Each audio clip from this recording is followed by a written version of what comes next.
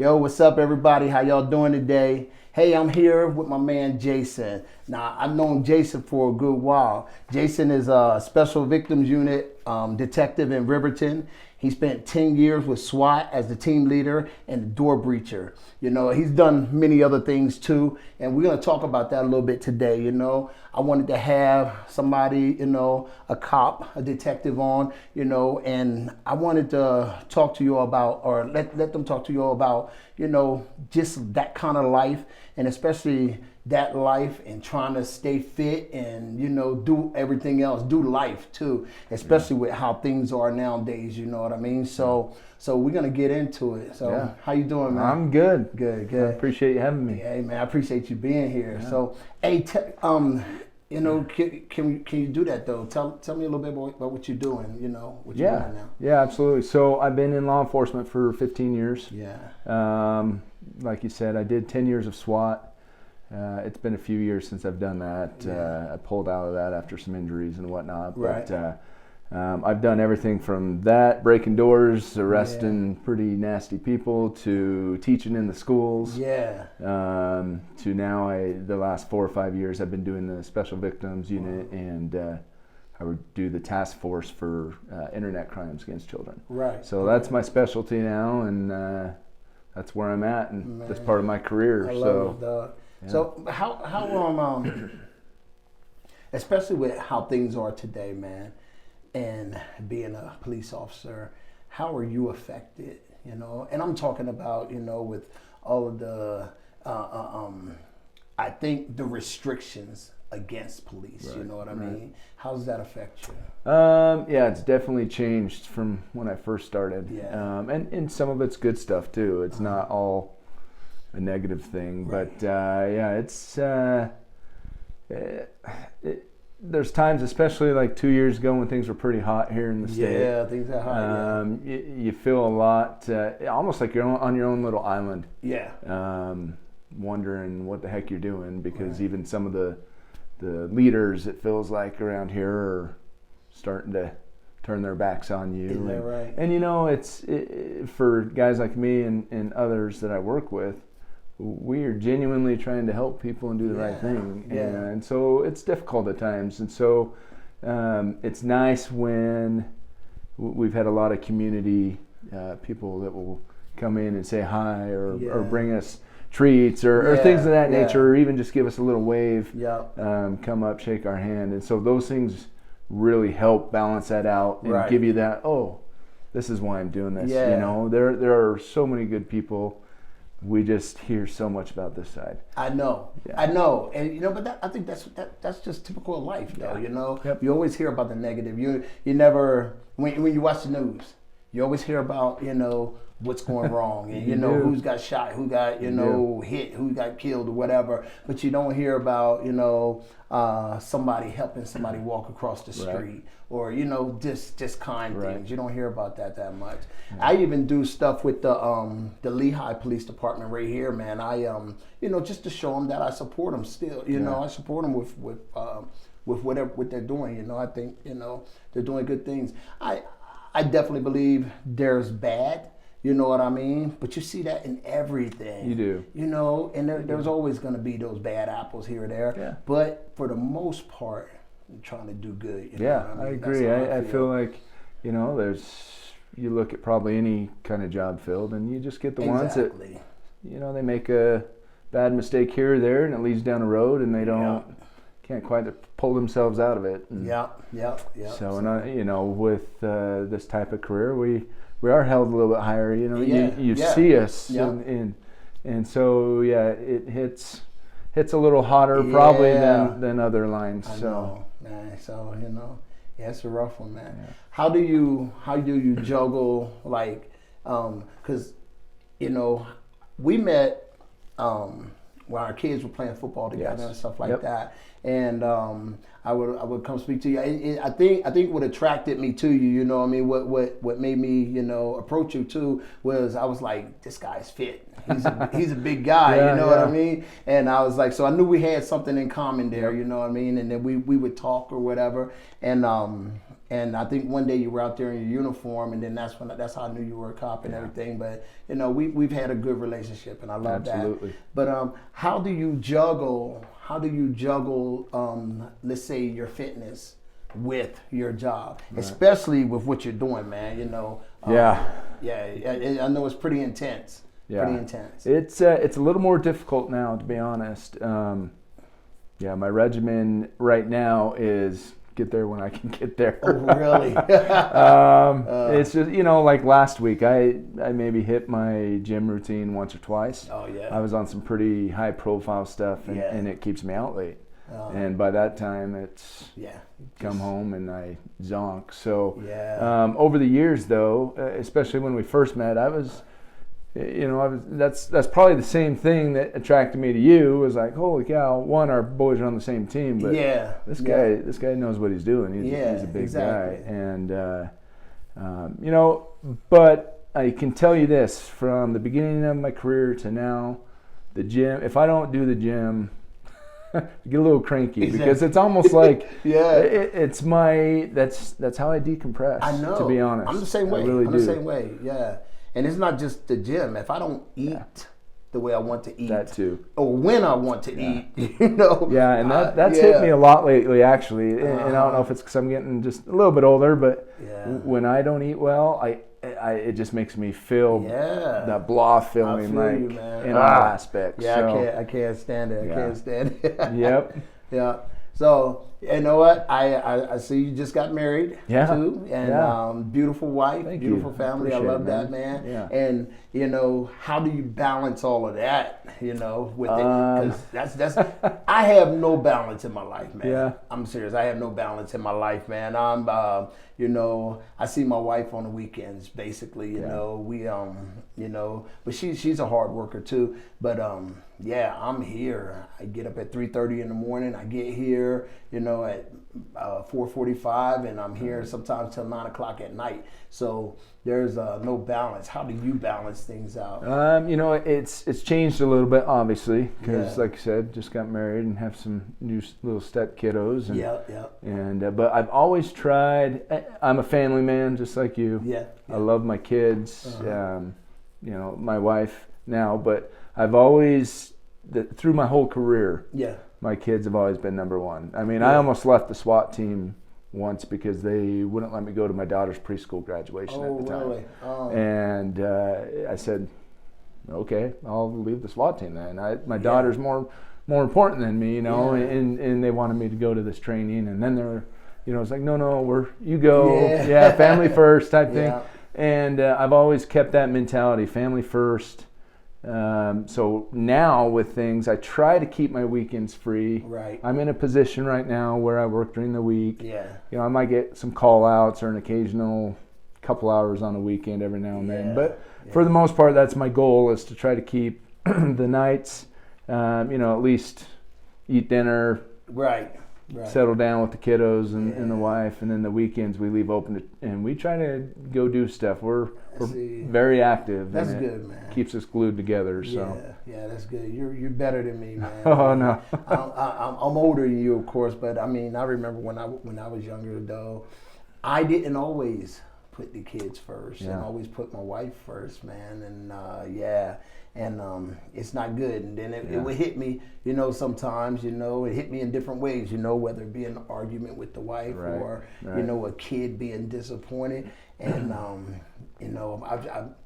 tried to get better. I tried to be better, though, but it's hard, man. Well, and don't get me wrong. I mean, I've definitely been through a lot. I've been in, my kids, when I say put them first, there were times in the career where they probably were what I was basically clasping on too. I mean, I've heard a lot of people. I made a lot of bad mistakes, and the job takes a toll on you, and then you start getting into other things, and I think we might talk about a little bit of that, but it's they help pull me out of some stuff. I know. That's me too, man. I mean, I'm definitely not the best person in the world. I've done some things and that I'm not so proud of and stuff, but but that's life. I mean, that's the way that's the way it is, you know, and that's how we learn, that's how we grow, that's how we progress. So, you know, it's part of it, you know. So I'm just glad that you share it, you know. I want people to see, I mean, you know, people watching this, I want them to see that, you know, you're still human. Yeah. You know what I mean? You're still human.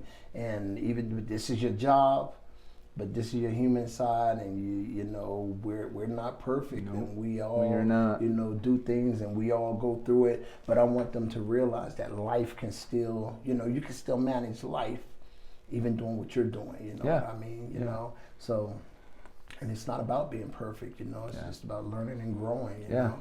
Trying and striving. Yeah, man. You had said something earlier, man, and it made me think of something. I can't remember what it was though, but man, yeah. How's with being on a police force now, and you know, what was it, a year or two ago when with the pandemic and all that stuff? Yeah. How did that affect you? It was interesting, and it's. Yeah, when it first started, about a little over 2 years ago, you know, I think everyone was still in that phase of not sure what's going on or how to act.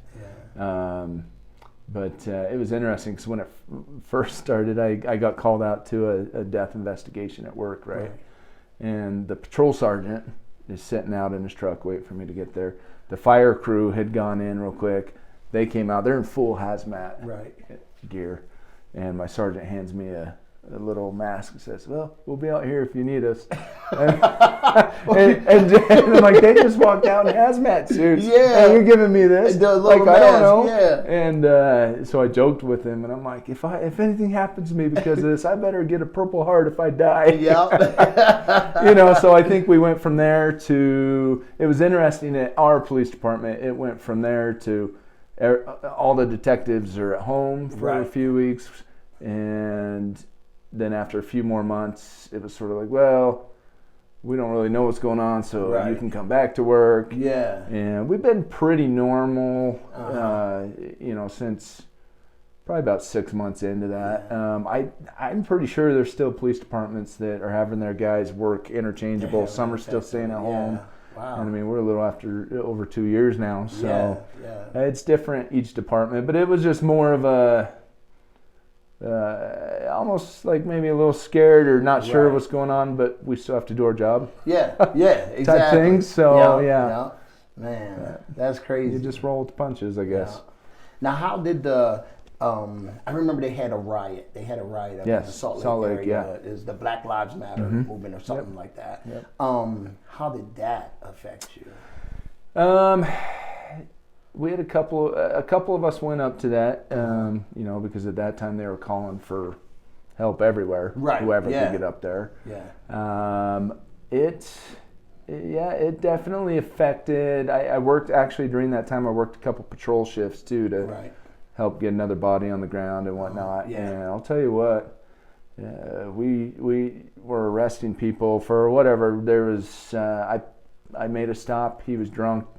His wife was punching him at the same time. So there was like a domestic violence slash DUI. And it doesn't matter that they're breaking the law. That was the first thing that comes up is, you know, you're this, you're that, blah, blah. And so we got a lot of that, mostly from those that we were interacting with who had violated something or, you know, committed a crime. But the community really stepped up, though, at the same time. Like I said earlier, because you sort of feel like, holy cow, this job just took a 180 spin.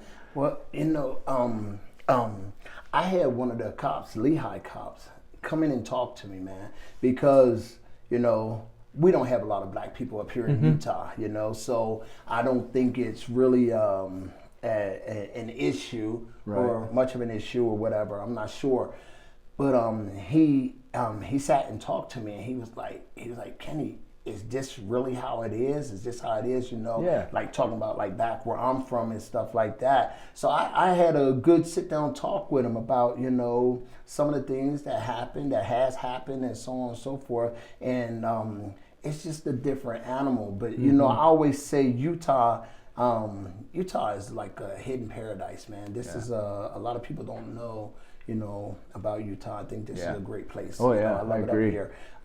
But yeah, it's just a different animal. You know, different things, you know, go on here or don't go on here. Yeah. And you know, a lot of people don't know. Yeah. So yeah, it's great, man. So yeah, I definitely felt, and still sometimes when that stuff's on the news or whatnot, it almost makes it more of an uneasy or awkward feeling. It's like, what? Yeah. It's almost like it's bringing something in to me personally that wasn't even there in the first place. Right, yeah. So it's almost like, well, God, does this person have these feelings against me? Or is that, you know, because, you know, I'm a pretty easygoing guy and friendly with everyone. And it's, but yeah, sometimes I feel like they sort of sneak some of that in, and it gets you wondering if that makes sense. Makes it awkward. I know. Yeah, I know, man. Which is sad, but it is. But you know, that's what we're dealing with, man. This is the world today. I know, it's crazy. It's crazy. It's crazy. It's crazy. I just scary. Like you, man. I'm just trying to do the best I can. Yeah, that's it. We do the best we can, and. You know, it's like I was telling you earlier, man. I have no right to judge anybody or whatever because I'll tell you of what things that I've done. You know, but you know, we're doing what we're doing. I think just to try and make or help the world be better, a better place. So. Yeah, and you know, this might be backtracking a little bit, but and that's what usually when you introduce yourself or people find out that you're a cop. Yeah. It's like, some of the first questions are like, have you ever shot anyone? Right, you know, from kids and everyone. Kids are curious. Or can I hold your gun? Yeah. You know, like, no, we don't do it, you know. Can't do that one. Yeah, how many people have you tased? So, you know, they're like, well, what's this? And I've talked to a couple of people and I'm like, you know, if people really only knew what this job does to a person physically, mentally, and emotionally. Yeah. Man, it's tough to go 20 years. I believe it. Very man. Tough. I I was in the military, you know, so you know, I did my 20 years in the military, and it's the same thing, you know, when we used to get some of those same questions, you know, you ever shot anybody, you know, how many times you've been to war, some of those things, and I get it. I mean, I get it. I guess to a degree, I get it. What you go through. Yeah, it's intense, but and I would say civilians, and this is not to insult anyone's intelligence or anything like that, but a lot of civilians just don't understand. Right. So it's cool when you get around a bunch of former cops or former military members and stuff like that, because everybody understands what they've been through. Exactly. And you can talk to them and share some of the times and stuff, and it's crazy. I agree. I love Very it, helpful man. to get it out. So it's when you don't get it out that the problems start. That's when the problems start, huh? Yeah, man. Gosh, because I know, there's some intense moments. Oh, yeah. Go on. Yeah, I've had days, and these are some of the things, and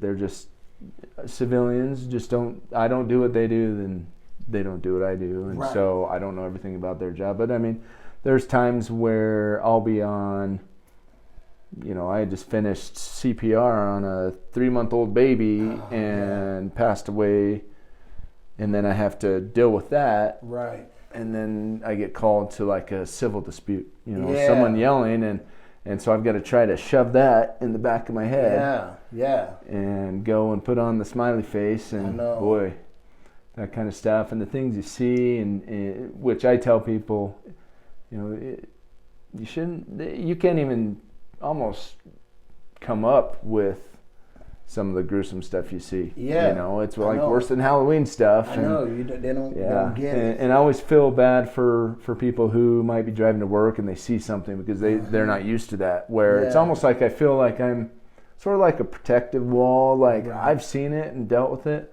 Let me just put it in my head where everything else is, so you don't have to do that. And it's definitely interesting. So I sort of, I mean, you know, that resonates with me. I get it. You know, after I've done a few combat tours, you know, and I've been to some places, some crappy places, some crazy third world places. And, you know, I've seen some different things. I've seen kids throwing up worms. And, you know, I seen a lady bring her baby to a makeshift hospital and just put the baby down and walked away because she knew it was going to die. You know, so you see that kind of stuff. I seen kids, we give them a clean bottle of water and they take that bottle of water, drink it, and then go fill it up in the next mud puddle.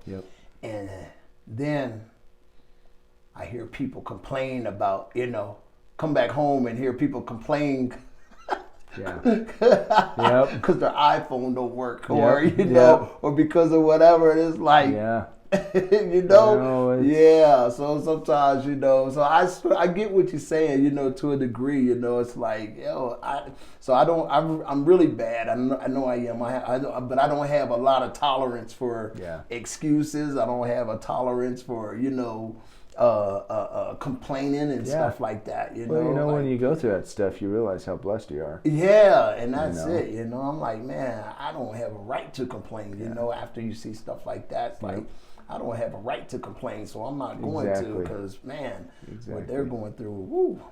Man, so we've seen some intense times. That's cool, man. So when you were doing, I guess, did you ever deal with, I know I told you I've struggled a little bit with some PTSD in the past. Did you have to go through some of that? You know what? You know, during my time, I went in '88, you know, and, you know, you go through combat, you come back, and you were just either jacked up. They wouldn't say jacked up, you know. You were either effed up, or you know what I mean? And now they call it PTSD, but you know, before, you just messed up. And you know, so I definitely have. Mine is definitely not as severe as some people's, but I definitely have. I was telling somebody today, I used to drink a lot. I used to drink, and man, I would drink, and then I'd go sit on my back step, and I'd just cry, and you know, and then sometimes I would go down to my basement, and I'd work out and do the same thing. I'd work out and cry, and it was almost an addiction to going through that pain. I would do it on purpose, you know. I would drink on purpose just so I could feel those emotions, you know.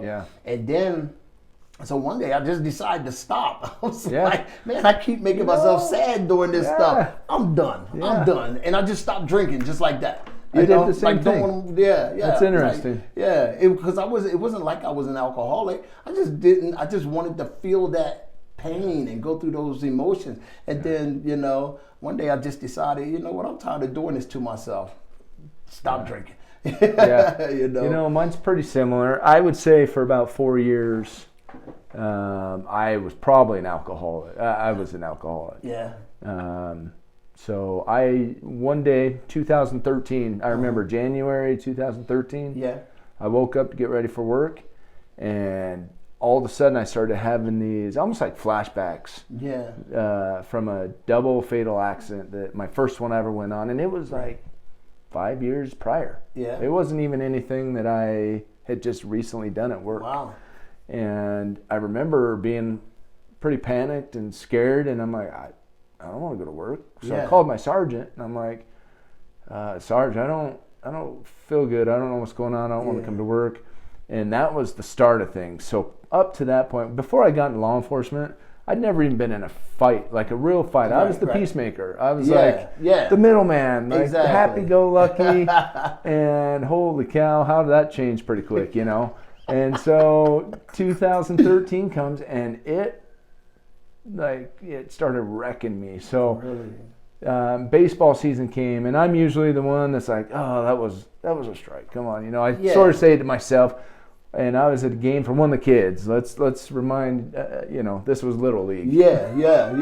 And all of a sudden there was a bad call, I thought, And so I started yelling, "Brr!"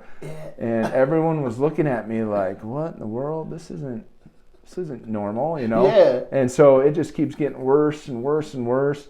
You know, I remember we were at a movie theater once, and my daughter wanted to refill her popcorn, and there was a long line she'd waited in, and I was watching this guy. It was almost like I was standing there waiting for something to happen. Right, yeah. And there was this adult behind her, and he cut in front of her right at the end, and I was like, that's what I've been waiting for. Right there. Man, right there I started yelling at him like, my daughter's been waiting there. Yeah. And he's like, oh, I didn't mean to, I'm sorry, type thing. Yeah. And everyone sort of stopped and was looking at me. And I was like, well, who's filling up my daughter's popcorn? You know, and I had some anger issues. Yeah. I wouldn't sleep because I would have nightmares. Right. Oh, I don't know if you went through that. No. But I would get up and just drive at 2, 3 in the morning because I was scared to go to sleep. Yeah. Because, I didn't want to have those nightmares while I wasn't awake, or I didn't want to miss something. I was very enhanced too, like my senses. Yeah. So it was like we would go out to eat, and I couldn't even eat. I was my legs. I was just doing this. And I'm trying to listen to all the conversations. I'm sure my blood pressure was like a million. And I would devise plans like, okay, if something happens here, then I'm gonna rescue these people out this way. Yes. If something happens here, so I'm doing all this. Crazy. Yeah. And I'm trying to listen to everyone's conversation, and I'm not even in the moment of what's going on in my world, and of course. That destroyed that marriage over time, and same type of thing though. And I was still going to the gym, because that was sort of my, screw the world type thing. I'm going to the gym right now, and then I'd come home and drink. I mean, I'd get off duty and I'd walk in my house and I'd just start drinking, and wherever I land that night is where I land. Wow. 4 years, and I was in California at a football game, but I was down there for football, and I went to an Angels versus A's baseball game. Yeah. And I was just sitting there by myself, drinking a beer, and all of a sudden I just had this feeling like, you're killing yourself from the inside out, like you need to stop. Yeah. And mind you, this is 4 or 5 years in, and I stopped, same like you, just right then, done. Done. Yeah. And I'll say about a year and a half later, I probably had a half a beer or something at a dinner every now and then when I felt comfortable enough to do that. But then I stopped in completely. I haven't had anything for a few years now. Wow. But through that, the gym was the one thing. The gym, and then my kids are probably. Yeah, the consistent. Yeah, I mean, that's the good thing. The constant stuff. Yeah, 100%. Yeah, I am. What golly day, man! It just crossed my mind. I didn't have nightmares.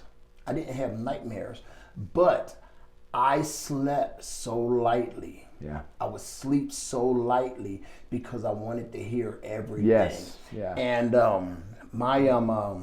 mean. It's funny. I mean, my kids talk about it. You could talk to my kids about it. I would hear things in the middle of the night, and I'd clear the house. Yep. I'd have to clear the whole house. Yeah. I wouldn't just wake up and look around. I'd get the knife, and I'd have to clear my whole house. I'd go in the kids' rooms. I'd go down in my basement. I'd go throughout the whole house. Yeah. And sometimes I did it multiple times in one night because you hear something. It's interesting. I remember waking up almost like I was at SWAT school or something, and I was like sleepwalking, but in this whole scenario. But I still struggle with my sleep a little bit. I don't know if you do, but I'm a pretty light sleeper. Just I hear things, but I haven't cleared the house for a while, so I guess I'm making steps. I haven't cleared the house in a while either. I think I'm just like, man, I'm old enough now and I don't care. If they want to get me, they can have me. It's crazy, man. Yeah. So, man. Yeah. Guys, I appreciate you sharing this stuff. Yeah, and it's cool. I wish I wouldn't have gone through some of that. I wish I wouldn't have done some things I did. But I'll tell you what, man, the last 3 years, I've really changed a lot in my life, and I had to reach deep though. It's a personal, whether it's the gym or stopping a habit that you don't like. Yeah. You have to reach deep, man, because I'm sure you were like me. I was at the bottom of whatever the bottom is. You know, you don't want anyone's help, but when you're going through that, you don't, you think you're okay, or you're doing it by yourself. Yeah, exactly. And boy, you've got to dig deep, and it takes time. Even when you're making progress, you're gonna have days you're up 2 steps, down 3. And you've got to just push forward. So so true, man. But after a few years doing that, I've just been blessed so much with where I'm at now, and I'm happy. That's good. I'm genuinely happy. That's good. I still have hard days, but I talk about it now. Right. Like if I have something that's rough, or hey, I need to hit the gym for a little bit just to decompress what I just told you about, type thing. So that is good, man. Yeah. I have to really, thank my wife. You know what I mean? Because and it's nothing that she probably even knew that she was doing to help me be better. But just her being who she was and the person she was, it was what I needed. You know what I mean? Yeah. It's what I needed. Yeah, I get that. I honestly, I was thinking about that coming in about not even like a spouse, but like someone like you. Like you've always been to me. Like I know we don't like hang out a ton or things like that, but you're a good man. You're a good example. And sometimes when you see that.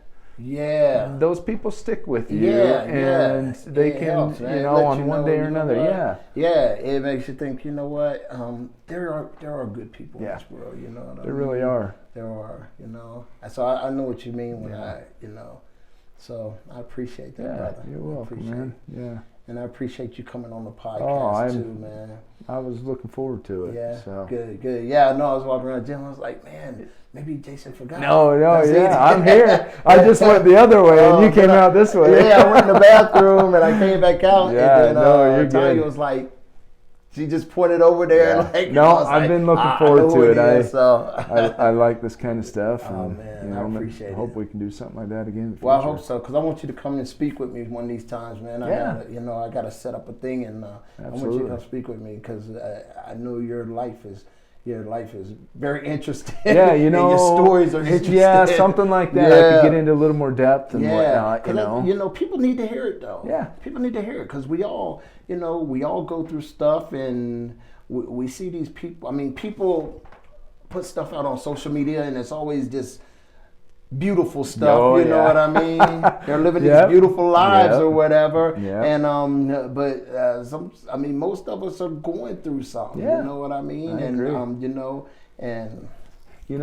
interesting you bring that up, because I'm the same way. I love posting stuff about my family. I like when it pops back up as memories. And sort of see where all that came. But I was talking to my mom the other day, and I said, hey, how you doing? She's like, I'm good. I'm like, okay, how are you really doing? And she asked me the same thing. She's like, how are you doing? I'm like, well, I'm a little tired, ornery, and really don't want to be at work today, but I'm plugging along. And so then I asked her, tell me what, I'm not feeling good. But I'm like, see? Look, that's way better than just tell me you're fine. Exactly. And everyone's got something, and that's why I really strive every day to be a good example and try to be a friendly face for people. And, just like you do, because someone needs that, man. Even if they see us from afar, I really believe that, that could be a positive thing for someone. So even just that energy, that positive energy. The energy, So, well, Jason, man, thank you so much, brother. Thank you. I appreciate you, man, and I really, really appreciate you. Man. You're one of the good ones, man. Yeah. You're good people. I'm trying, man. All right, hey, check this out. We're gonna keep these things coming for you, and I hope you all enjoyed it, and we'll talk to you later. Yeah.